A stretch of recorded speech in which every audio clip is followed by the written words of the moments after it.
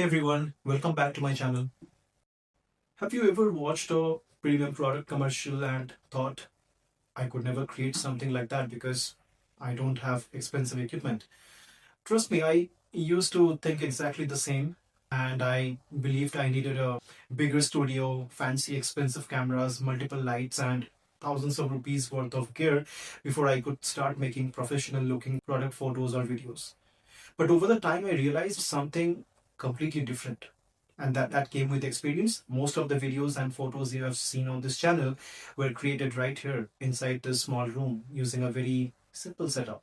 Today, I'm going to take you through some of the behind the scenes and show you exactly how I create cinematic product videos and photos without a fancy studio or expensive equipment.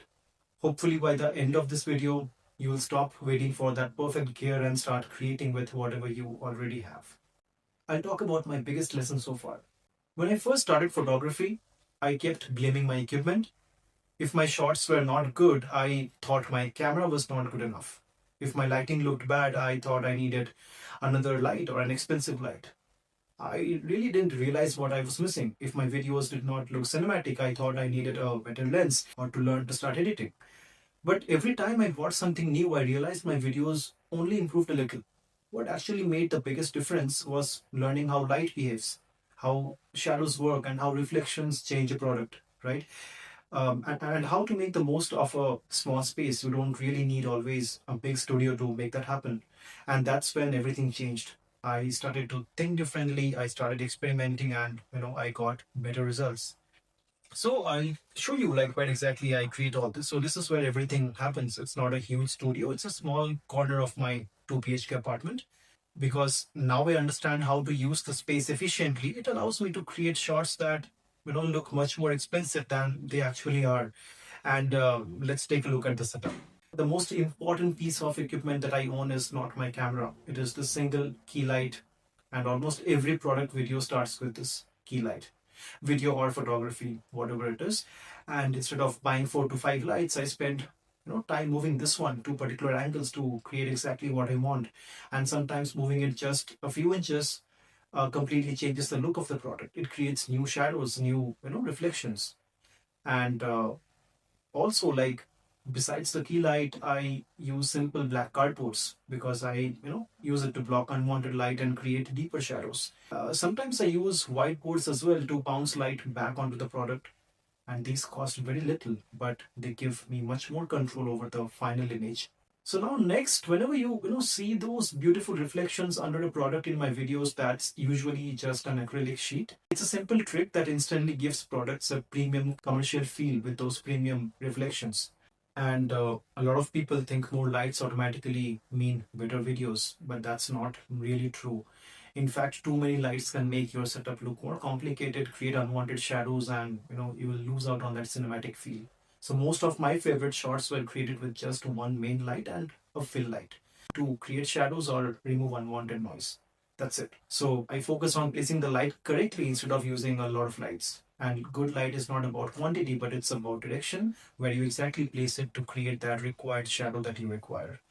And here's something that surprises a lot of people. I don't always mount my flash on a light stand. Many times I simply hold it in my hand. I want that flexibility because it lets me place the light exactly where I need it for the particular shot.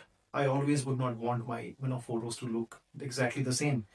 Sometimes above the product, sometimes behind it, sometimes from a diagonal angle, or simply from the side. The audience never sees what is happening outside the frame, right? All that matters is the final result and the dramatic creation that you have generated out of that right placement of light. That's what really matters. Now, one of the questions I get asked the most is, what camera should I buy? Which is the perfect brand? My answer is always the same: buy the best camera you can comfortably afford at this time.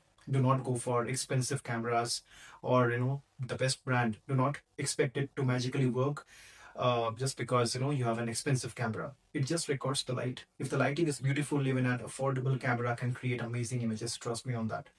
If the lighting is poor, even the most expensive camera will struggle to generate that desired output for you. So learn lighting first, and that investment stays with you forever. Now, whenever I shoot a product, I do not directly start with the camera. I start with an idea, I start with a vision as to how exactly I want my photos to look like in the end. I ask myself three questions. What feeling should this product give? Where should the light come from? And what camera movement, what angle will make this shot more interesting? Once those questions are answered, everything else becomes much easier. That's true. The gear simply helps me bring that idea to life and nothing else. It has to be your vision end of the day. If there is one thing I want you to remember from this video, it is this. Don't let expensive gear become an excuse for not creating. Push yourself, start experimenting. Some of the best improvements in my work did not come from, buying a new equipment or upgrading my camera. They came from practicing and experimenting and most importantly making new mistakes and learning how to use the tools I already had. So whether you are shooting with one light, a small lens, or a basic camera, start creating today. Push yourself. Have a vision. Because creativity will always matter more than expensive gear. And if you enjoyed this video behind the scenes and the entire tour, and if you want me to make more such videos, just let me know in the comments. And do not forget to subscribe, and I'll see you in the next video. Thank you.